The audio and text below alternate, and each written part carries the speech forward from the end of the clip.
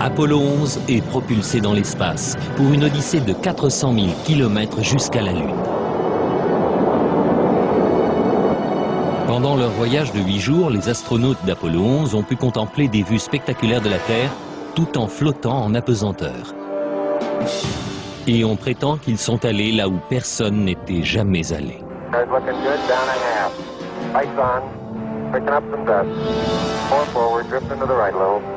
Contact light. Okay, engine stop. We copy you down, Eagle. Houston, Tranquility Base here. The Eagle has landed. Pourtant, se sont-ils vraiment posés sur la Lune? La plupart d'entre nous le croient. Des millions de personnes ont vu à la télévision le module lunaire se poser et entendu prononcer ces paroles inoubliables. That's one small step for man. One giant leap for mankind. Mais jusqu'à aujourd'hui, certains prétendent que pour croire au petit pas de l'homme, il faut faire un grand bond dans la foi. Bill Kaysing était analyste et ingénieur pour Rocketdyne, l'entreprise qui a conçu les fusées Apollo. Beaucoup de problèmes se sont présentés dans les années 60 qui ont conduit les gens à penser que nous n'allions jamais parvenir à la Lune.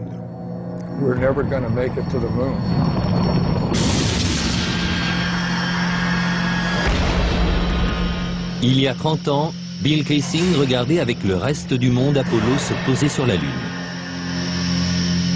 Mais ce qu'il a vu à la télévision après son expérience à Rocketdyne l'a laissé sceptique. À l'époque, tout ça m'a paru bidon. Je pense qu'intuitivement, je savais que ce qu'on nous montrait n'était pas vrai. En étudiant les images de plus près, il fut choqué de trouver plusieurs invraisemblances. Kaysing remarqua que malgré la clarté de l'espace, les étoiles faisaient défaut dans le noir ciel lunaire. Il a vu le drapeau américain flotter alors qu'il n'y a pas d'air sur la Lune. Et il a découvert qu'il n'y avait pas de cratère sous la capsule lunaire, là où le puissant réacteur aurait dû brûler le sol. Ces preuves ont convaincu Kaysing qu'aucun homme n'avait jamais mis le pied sur la Lune. Mais la NASA réfute ces accusations. Il y aura toujours des gens pour croire aux théories les plus saugrenues. Et l'idée que je ne sais comment nous aurions pu simuler une expédition lunaire est assez saugrenue. Aussi saugrenu que cela puisse paraître, on estime que pas moins de 20% des Américains pensent qu'on n'a jamais marché sur la Lune. Mais comment croire que l'un des plus grands moments de l'histoire de l'humanité est une imposture? La NASA a-t-elle vraiment pu tromper le monde entier? Selon un ancien astronaute, c'est tout à fait envisageable. Je ne peux pas être sûr à 100% que les hommes de la mission Apollo aient marché sur la Lune. Brian O'Leary était astronaute à la NASA dans les années 60 et il fut employé comme conseiller scientifique pendant les missions lunaires Apollo. Il est possible que les hommes de la NASA aient monté l'affaire de toutes pièces, juste pour s'assurer d'être officiellement les premiers à aller sur la Lune. Un objectif à ce point important que les États-Unis se crurent obligés de monter cette supercherie? Pour trouver la réponse, nous devrons revenir 40 ans en arrière, à une époque où l'Amérique et l'Union soviétique étaient embourbées dans la lutte pour la domination du monde. Les gens pensaient que le pays qui gagnerait la course à l'espace gagnerait la guerre froide. Et gagner cette course, c'était arriver les premiers sur la Lune. C'était une époque d'hystérie nationale. Le 4 octobre 1957, les Soviétiques ont terrifié l'Amérique en mettant en orbite Sputnik, le premier satellite de l'histoire. Le New York Times a dû publier un article expliquant aux Américains qu'ils ne transportaient pas de bombes nucléaires pouvant être larguées sur une ville depuis cette altitude. La peur de l'apocalypse nucléaire s'est renforcée dans l'opinion publique américaine lorsque les communistes ont pris la tête de la conquête spatiale. Le porte-parole de la Maison-Blanche a annoncé au Congrès que nous pouvions être menacés d'extinction. Beaucoup craignaient que le but final de l'Union soviétique soit de poser une base de lancement de missiles sur la Lune. Au même moment, le programme spatial américain battait de l'aile. Les chances d'atteindre la Lune et de revenir sur Terre sain et sauf étaient de l'ordre de 0,0017%. Autrement dit, c'était pratiquement impossible.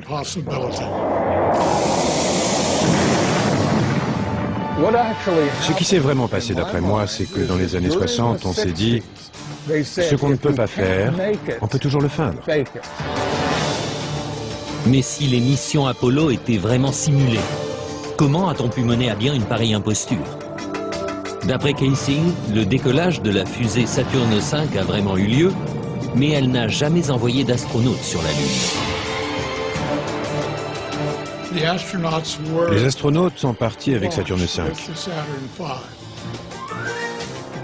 Ensuite, et cela explique leur disparition, ils sont juste restés en orbite autour de la Terre pendant 8 jours. Et pendant ce temps-là, on a montré ces images truquées d'astronautes sur la Lune. Mais le 8e jour, la capsule de commande s'est séparée du véhicule et a atterri, comme on a bien sûr pu le voir en images.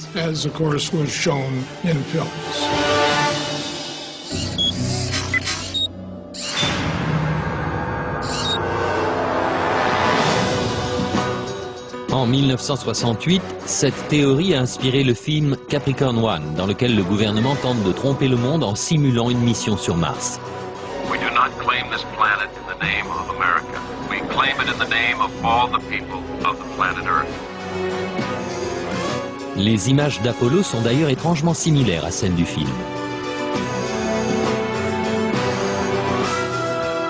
Le producteur Paul Lazarus suggère que l'intrigue du film relève plus de la réalité que de la fiction. Je pense que la NASA avait les moyens de mener à bien la plus grande imposture de tous les temps. Elle pouvait recréer la scène dans un studio de télévision sans jamais envoyer personne sur la Lune. Je pense que c'était réalisable à l'époque. La technologie le permettait. The pudding is solid. Surface seems powdery. Surface is fine and powdery. I can pick it up loosely with my toe.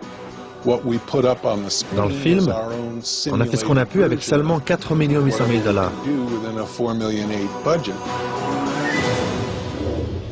Mais selon Kaysing, avec ses 40 milliards de dollars de budget, la NASA avait les moyens de monter un canular. Je crois que l'État et la NASA ont simulé l'alunissage tout simplement parce qu'il était techniquement impossible d'y parvenir. Ils ont dû trouver une solution de rechange pour l'opinion publique.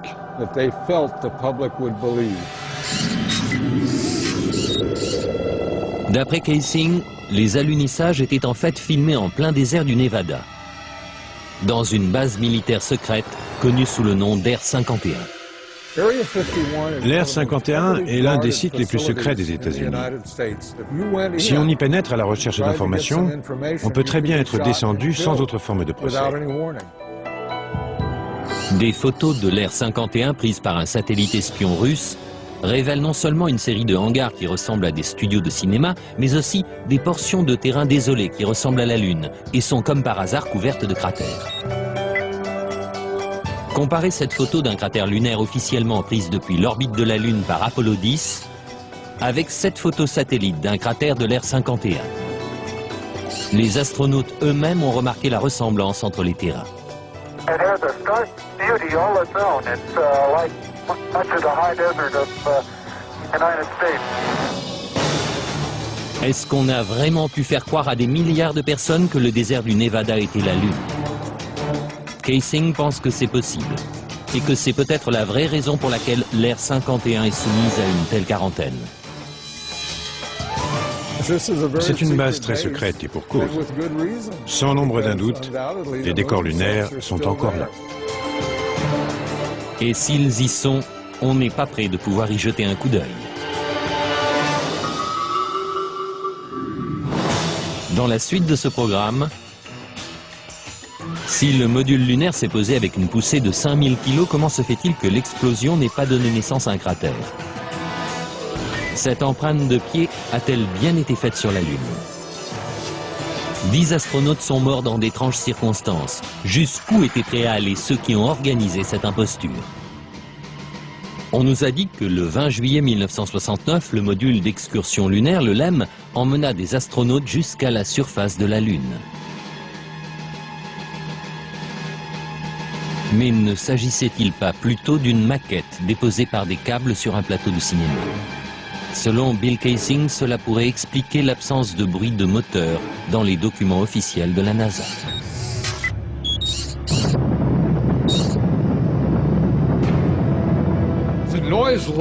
Le bruit d'un moteur de fusée atteint les 140 ou 150 décibels. Autrement dit, c'est un bruit énorme. Comment serait-il possible d'entendre des voix d'astronautes dans le tumulte d'un moteur de fusée en marche? Picking up some dust. 30 feet, 2.5 down. Straight shadow. 4 forward, drifting to the right a little. Contact light. Okay, engine stop. Est-ce une preuve que les images sont truquées? Qu'elles auraient été tournées en environnement contrôlé, ici, sur Terre? Quelques mois seulement avant cet événement historique, un prototype de LEM faisait un vol d'essai sur la base de l'armée de l'air d'Ellington. Pendant que des caméras de la NASA enregistrent le vol d'essai, Neil Armstrong se débat avec un engin indomptable. Finalement, à 100 mètres d'altitude, il finit par perdre le contrôle de l'appareil, mais réussit malgré tout à s'éjecter au dernier moment.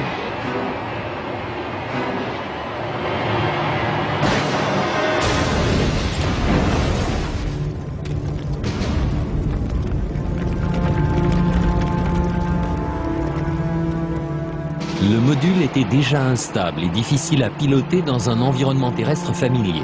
Comment aurait-il pu alors se poser parfaitement sur le terrain inconnu de la Lune? Le LEM avait un seul moteur principal.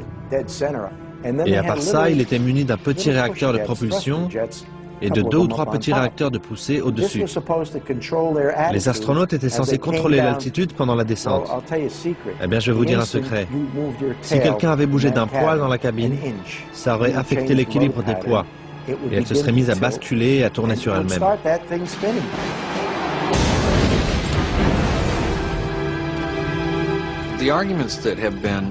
Les objections présentées par ceux qui pensent que l'alunissage était une imposture sont très élaborées. Et elles doivent l'être pour défendre une théorie pareille. Mais il y a une preuve qui reste irréfutable. Sur la surface de la Lune, il y a toujours des empreintes de pas, des empreintes de bottes. Mais les tenants de la théorie du complot affirment que même ces empreintes sont douteuses. The surface appears to be very fine-grained as you get close to it. It's almost like a powder. Avoir à la fois un moteur aussi puissant qui balaye toute la poussière à la surface de la Lune et des empreintes de pas autour du module lunaire, pour moi, c'est une impossibilité. L'une après l'autre, les photos révèlent que la surface lunaire autour du LEM est couverte de traces de pas. Mais Kaysing dit qu'il y a quelque chose d'encore plus difficile à expliquer. Le fait que l'alunissage n'ait pas créé de cratère est pour moi l'une des preuves les plus concluantes en faveur de l'imposture. En fait, aucun cratère n'est visible lors des 6 alunissages.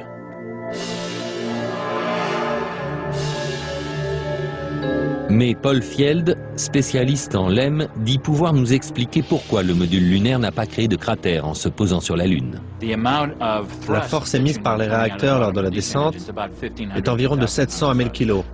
Ça fait seulement voler de la poussière, ça ne fait rien brûler. Et pourtant, même les illustrations scientifiques de la NASA montrent clairement un cratère sous le module. Et puis il y a encore une chose. S'il s'était vraiment posé sur la Lune, cette poussière serait ensuite retombée. Or, on n'observe pas la moindre trace de poussière sur les pieds du module lunaire. Cela seul a suffi à me faire penser que ce que je voyais ne pouvait pas être un module qui s'était posé sur la Lune. Le LEM n'était-il qu'un prototype installé sur un décor de cinéma? L'empreinte qu'Armstrong a laissée en disant « un petit pas pour l'homme, un grand bond pour l'humanité » a très bien pu être faite sur l'Air 51.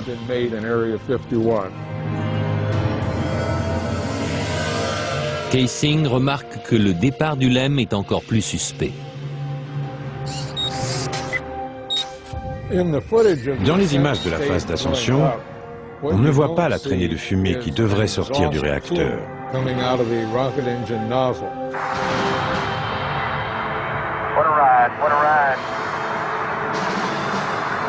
Que voit-on? On voit le module décoller tout d'un coup, sans la moindre fumée, comme s'il était juste hissé à l'aide d'un câble. Est-ce la preuve qu'il s'agissait d'un complot? Le gouvernement était-il capable d'une mystification d'une telle envergure? Pour présenter tout cela comme une supercherie, ils doivent nier toutes les preuves et tous les tests scientifiques qui témoignent des alunissage. Offer to support the reality of the lunar landings, they have to say that all of those are fake. Ma conviction qu'Apollo était une imposture ne se basait pas sur une preuve en particulier, c'était tout un ensemble. Tout ça était bidon. Et maintenant, s'il n'y a pas d'air sur la Lune, alors pourquoi le drapeau américain flotte-t-il? Les photos officielles de la NASA ont-elles été truquées? Aucune des photos n'est authentique. Des hommes ont-ils pu survivre aux radiations mortelles de l'espace interplanétaire?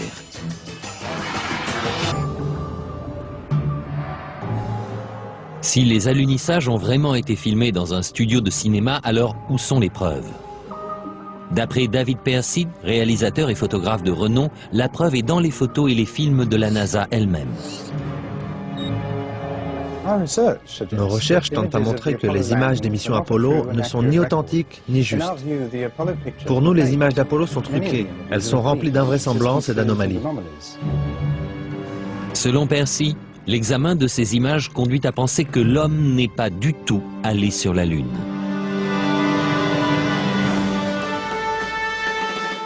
La célèbre image d'un homme faisant ses premiers pas sur la Lune. L'une des plus marquantes de notre histoire. Mais pourquoi des images d'une telle importance sont-elles si floues et difficiles à voir?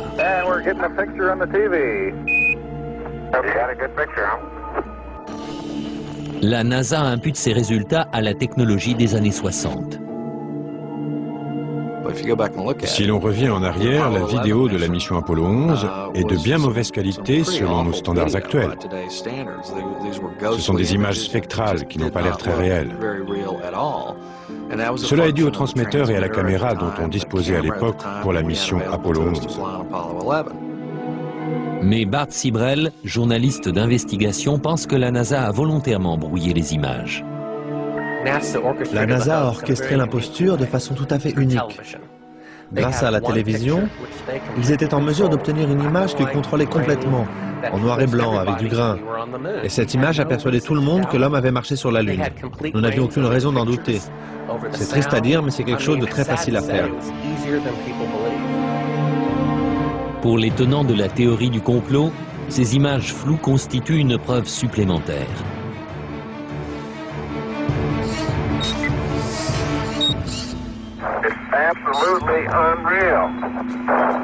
Apparemment, les astronautes se déplacent dans la pesanteur lunaire, qui est 6 fois plus faible que celle de la Terre. Mais Percy remarque que si on double la vitesse du film, ils ont l'air de courir sur Terre.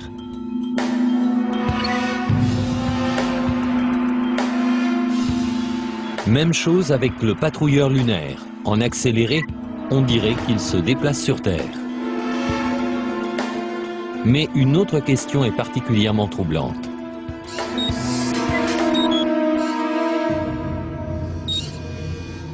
S'il n'y a ni air, ni vent sur la Lune, pourquoi ce drapeau flotte-t-il? Si le drapeau flotte sur la Lune où il n'y a pas d'atmosphère, c'est qu'il y a eu un petit coup de vent sur l'Air 51 pendant le tournage. Ces astronautes seraient-ils vraiment en train de planter un drapeau dans le sol lunaire? Ou bien y a-t-il anguille sous roche? Et que penser des photographies? Pour certains, les encombrantes combinaisons spatiales auraient rendu extrêmement difficile la manipulation des appareils que les astronautes portaient sur leur poitrine. Jan Lundberg a conçu ces appareils. Une fois sur la surface lunaire, en tenue et avec l'équipement de survie, ils ne pouvaient pas voir les appareils. Ils ne pouvaient pas pencher leur tête assez bas. Ils n'avaient pas de viseur. Ils devaient viser en déplaçant leur corps.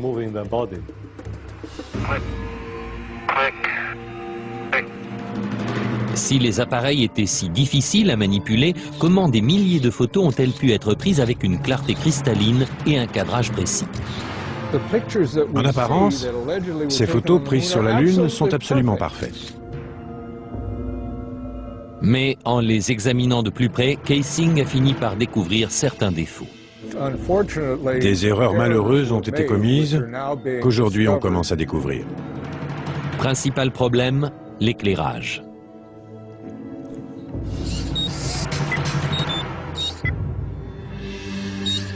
Sur la Lune, la seule source de lumière pour les astronautes était le Soleil. Ils n'avaient pas d'éclairage supplémentaire, pas de flash, rien de ce genre. Et pourtant, dans cette photo prise par Apollo 14, les ombres sont projetées dans des directions différentes, suggérant plusieurs sources de lumière. Les ombres des rochers au premier plan auraient dû s'étendre d'est en ouest, comme l'ombre du Lem. Dans cette photo prise par Apollo 17, les ombres s'étendent aussi dans des directions différentes. Normalement, dans la lumière du Soleil, les ombres sont toujours parallèles les unes aux autres, elles ne se coupent jamais. Les partisans de la thèse du complot disent que ce ne sont pas seulement les ombres qui révèlent l'utilisation de lumières artificielles, mais aussi ce qui a été photographié dans les ombres. Prenons un exemple. Voici un astronaute qui descend dans l'ombre imposante du module lunaire, et pourtant, son corps entier est toujours visible. Comment se fait-il qu'il ne soit pas drapé d'obscurité? Voici la même manœuvre lors d'une autre mission Apollo. Ici aussi, l'astronaute est fortement éclairé dans ce qui est de toute évidence une ombre obscure. Et dans cette image-ci, le Soleil est juste derrière l'astronaute, le contour de sa silhouette devrait être imprécis, et pourtant on reconnaît les moindres détails de son costume. On dirait qu'il est sous un projecteur. Je ne peux pas l'expliquer. Ça m'échappe. Et pour finir, dans cette image où le Soleil est derrière le module lunaire, l'avant du vaisseau est clairement visible. Les mots « United States » sont clairs et nets. Comment ces images à contre-jour peuvent-elles être si précises? Parce qu'il y a plus d'une source de lumière, ce qui veut dire qu'ils ne sont pas sur la Lune. Mais la NASA réfute tous ces arguments. On conteste beaucoup l'authenticité des photos prises par Apollo. Et les objections sont si nombreuses que ce serait une vraie perte de temps de répondre à chacune d'entre elles. Mais ce n'est pas tout. Pourquoi certaines de ces images, prises à des moments différents et en des endroits différents, présentent-elles un arrière-plan identique? Ces deux photos semblent avoir les mêmes montagnes pour toile de fond. Et pourtant, le module lunaire n'est présent que sur l'une d'entre elles. Ce qui est tout simplement impossible puisque le LEM ne s'est jamais déplacé et que sa base est restée sur la Lune.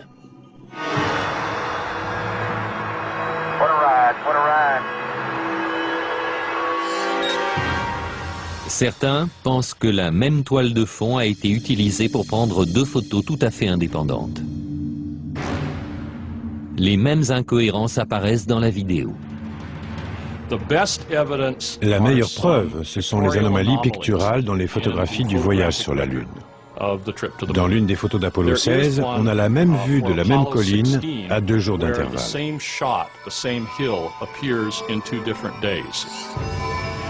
Cette vidéo a été prise lors de la première des excursions lunaires d'Apollo 16. Et celle-ci, le jour suivant, à un autre endroit. La NASA prétend que le deuxième site était à 4 km. Mais si l'on superpose les deux vidéos, les sites se révèlent identiques. Les partisans de la théorie du complot voient là une preuve que nous ne sommes pas allés sur la Lune. Pour leurs adversaires, c'est juste une erreur de montage. Les partisans de la thèse du complot soutiennent qu'un examen plus détaillé des photographies révèle des preuves de trucage.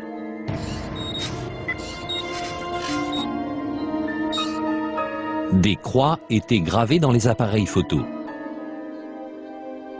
afin de repérer le haut de chaque image. Mais dans cette photo, le repère est derrière le patrouilleur lunaire. C'est impossible. Ça ne peut être que le résultat d'une manipulation technique. Et sur cette photo d'Apollo 11, le matériel au premier plan recouvre la croix. Ici, c'est le drapeau américain qui couvre l'une des branches. Et l'astronaute couvre l'autre. Questionnée sur ces photos et vidéos douteuses, la NASA nie en bloc les accusations. Il y a toutes sortes d'accusations, des plus sophistiquées aux plus ingénues. Il y a des arguments qui sont optiquement faux, physiquement faux, scientifiquement faux, historiquement faux. Il y a beaucoup d'âneries là-dedans. Mais quoi qu'en dise la NASA, les partisans de la théorie du complot maintiennent qu'Apollo était une supercherie. Après avoir regardé toutes les photos et tous les films, je suis absolument convaincu que nous ne sommes pas allés sur la Lune. Je suis prêt à jouer ma vie là-dessus. Et maintenant, la tragédie frappe le projet Apollo. Le projet pouvait être tué dans l'œuf. 3 astronautes sont morts dans une simulation de vol, mais était-ce un accident? Il allait sonner la fin de tout le projet. Les astronautes pouvaient-ils survivre à un voyage à travers l'espace interplanétaire? Avant même d'être à mi-chemin de la Lune, ils auraient reçu une dose de radiation mortelle.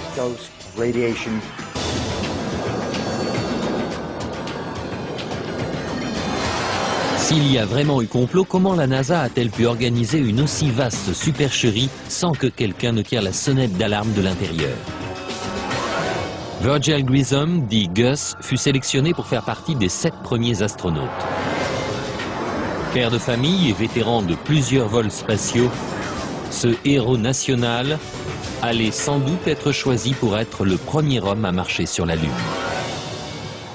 Mais Grissom était aussi un adversaire déclaré du programme spatial. Il aurait affirmé « Quelqu'un va être tué ».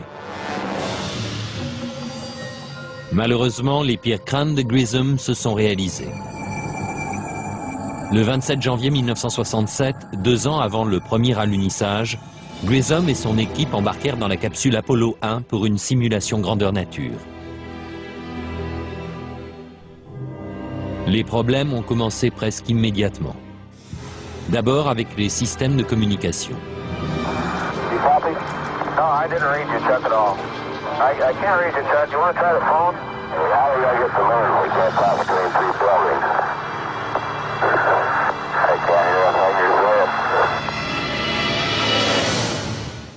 Tout d'un coup, la capsule s'enflamme avec les astronautes enfermés à l'intérieur.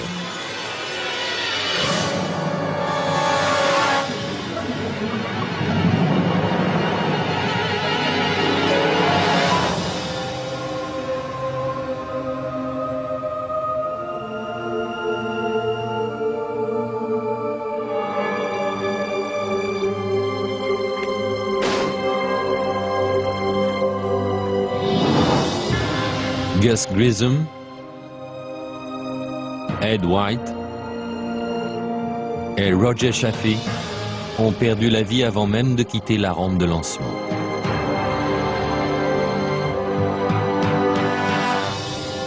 La famille de Gus Grissom pense que l'incendie d'Apollo 1 n'était pas un accident. Je crois que c'était un sabotage volontaire. Je me demande encore ce qu'on a découvert au cours de l'enquête sur l'accident et ce qu'on en a fait, si la CIA a été impliquée ou le FBI ou d'autres. Mais je sais que c'était volontaire. La famille de Grissom ne sait pas qui est responsable de sa mort ni pourquoi ça s'est passé. Mais ils disent que la NASA est au courant. Vous savez, Gus a donné sa vie pour ce programme et je pense que c'est à la NASA de nous donner une réponse directe sur ce qui s'est vraiment passé. Gus Grissom et les astronautes d'Apollo 1 furent-ils les victimes d'un accident tragique ou les a-t-on volontairement réduits au silence parce qu'ils en savaient trop? On ne le saura peut-être jamais, La cause de l'incendie reste mystérieuse et la capsule est toujours sous-scellée dans une base militaire. Mais Grissom ne fut pas le seul adversaire du projet Apollo à rencontrer une mort aussi suspecte que prématurée. Thomas Ronald Barron était inspecteur de la sécurité pendant la construction d'Apollo 1. Après l'incendie, Barron a affirmé devant le Congrès que le projet Apollo était tellement mal en point que les États-Unis n'arriveraient jamais sur la Lune. Il soutenait que ses opinions faisaient de lui une cible. Has there been any pressure on you by NASA? Nothing. We were, my wife and I were somewhat harassed at home when the first thing broke some time back, but it's going away now. Lors de son témoignage, Barron présenta un rapport de 500 pages donnant le détail de ses découvertes. On craignait vraiment que le programme soit étouffé dans l'œuf. Exactement une semaine après avoir témoigné, la voiture de Barron fut écrasée par un train. Barron, sa femme et sa belle-fille furent tués sur le coup. Je crois que Thomas Ronald Barron a été tué parce qu'il savait la vérité sur le projet Apollo. Le rapport Barron a disparu mystérieusement et jusqu'à ce jour, on ne l'a pas retrouvé.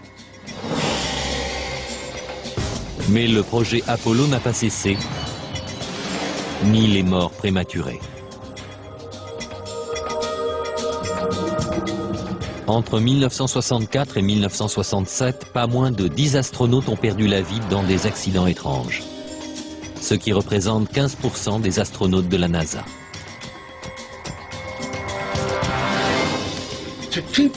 Pour garder un secret bien protégé, on doit éliminer toutes les personnes qui sont capables de le révéler. Le gouvernement aurait-il pu aller si loin et mettre au point une imposture aussi élaborée? Selon la NASA, c'est impossible. Il y avait probablement 250 000 personnes directement impliquées dans le projet Apollo et environ 500 000 indirectement. 750 000 personnes ne peuvent pas garder un secret. C'est impossible. Mais Bart Sibrel insiste pour dire que la plupart des employés ne savaient rien de l'imposture. Très peu de gens étaient au courant à la NASA. C'est tellement départementalisé. Quelqu'un fabrique des boulons à Houston, un autre s'occupe de ceci ou cela à Seattle ou en Floride. Personne n'a de vue d'ensemble de quoi que ce soit, à part une poignée de gens. Si les partisans de la théorie du complot ont raison, et que seulement très peu de gens connaissaient toute l'histoire, alors la vérité pourrait rester enterrée pour toujours. Dans la suite de notre programme, les astronautes auraient-ils pu survivre aux radiations mortelles de l'espace? Leur faire traverser la ceinture de radiation aurait été impossible. Des morts suspectes, des photos truquées et des drapeaux flottant dans le vide spatial, autant de raisons de douter.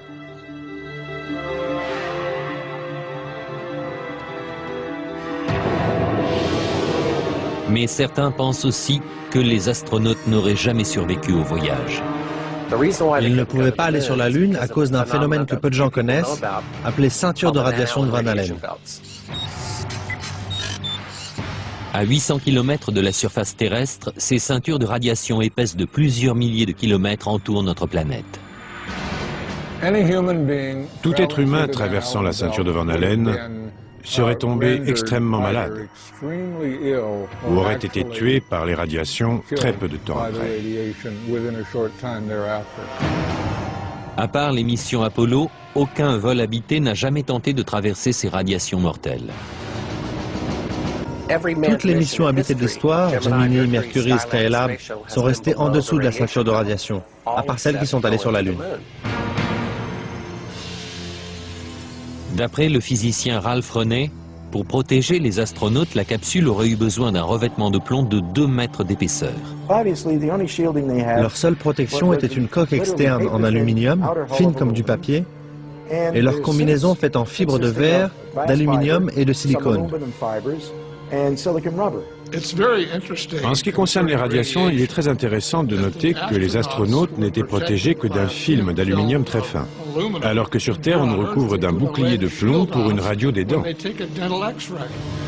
Mais pour certains, même en ayant échappé à la ceinture de Van Allen, les astronautes auraient fini par être tués par des doses plus fortes encore rencontrées plus loin dans l'espace.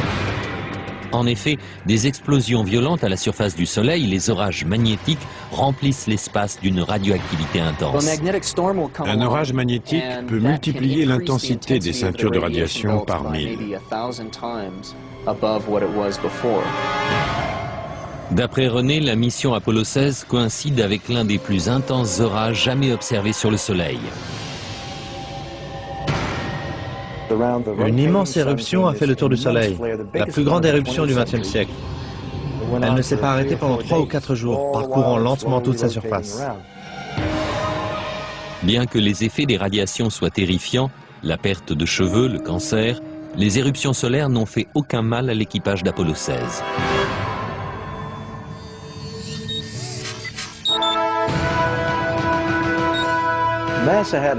La NASA a rencontré un autre problème. La surface de la Lune est tout à fait hostile à l'homme dans l'obscurité, y compris dans n'importe quelle zone d'ombre créée par un vaisseau. Les températures descendent jusqu'à moins 160. Au Soleil, au contraire, les températures montent jusqu'à plus 120. René affirme aussi que ces tenues spatiales, avec un liquide de refroidissement intégré, ne pouvaient pas protéger de la chaleur intense et des radiations. Mais la NASA rejette cet argument. La thèse qui prétend que les radiations sur la surface lunaire auraient dû atteindre les astronautes est infondée scientifiquement. C'est aussi une mauvaise compréhension des protections qu'offrait leur équipement. Les costumes spatiaux qu'ils portaient étaient incroyablement résistants à beaucoup de choses.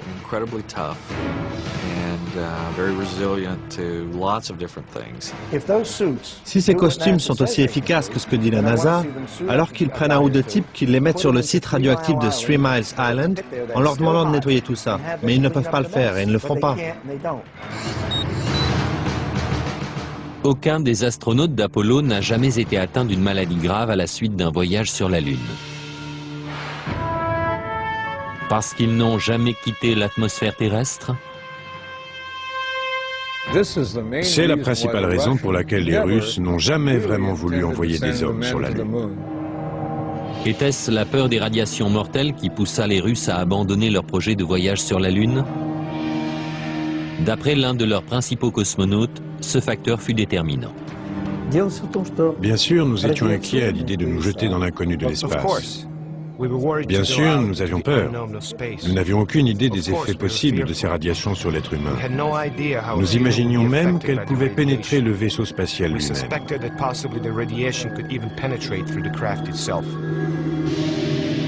Les dangers mortels de l'espace sont-ils la preuve que la NASA a simulé les missions Apollo? Jusqu'à ce jour, les Russes n'ont jamais envoyé d'hommes sur la Lune. Et les Américains ne prévoient pas d'y retourner. Maintenant que vous avez entendu les diverses théories et explications, croyez-vous que les États-Unis aient pu monter une telle imposture? Avec son budget de 40 milliards de dollars, le projet Apollo n'était-il rien de plus que le film le plus cher jamais réalisé? C'est ma conviction personnelle et j'y crois complètement après les années de recherche que j'ai accomplies là-dessus. La NASA n'a jamais envoyé aucun homme sur la Lune. Pour moi, une personne qui croirait que nous ne sommes pas allés sur la Lune est complètement toquée.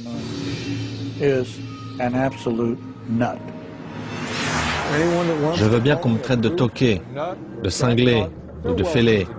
D'accord, mais pas sans avoir regardé les preuves, car les preuves abondent. C'est mon dernier mot. Les États-Unis sont allés sur la Lune dans les années 60 et 70. Fin de l'histoire. Y a-t-il un moyen de mettre fin à cette controverse une fois pour toutes? La seule chose sur laquelle les experts sont d'accord, c'est que la réponse se trouve à 400 000 km. Si la NASA s'est vraiment posée sur la Lune, alors des vestiges des 6 missions Apollo réussies sont restés sur place. Les structures porteuses d'LM, les patrouilleurs lunaires abandonnés, Même les drapeaux américains doivent reposer sur chaque site d'alunissage. J'aimerais simplement inviter la NASA ainsi que tous ceux qui la soutiennent à se munir du plus puissant des télescopes pour essayer de repérer un module lunaire. Si c'est le cas, je ne dirai plus un mot de tout ça. Mais s'il n'y a pas de module lunaire, je n'aurai plus rien à prouver.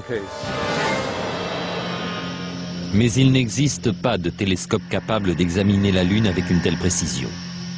Des témoins silencieux provenant des missions Apollo sont-ils toujours sur la Lune? À moins que la théorie du complot ne soit vraie. Dans 2 ans, le Japon enverra une sonde pour prendre des photos rapprochées de la surface de la Lune. Que trouveront-ils? En attendant, la question se pose toujours, a-t-on marché sur la Lune?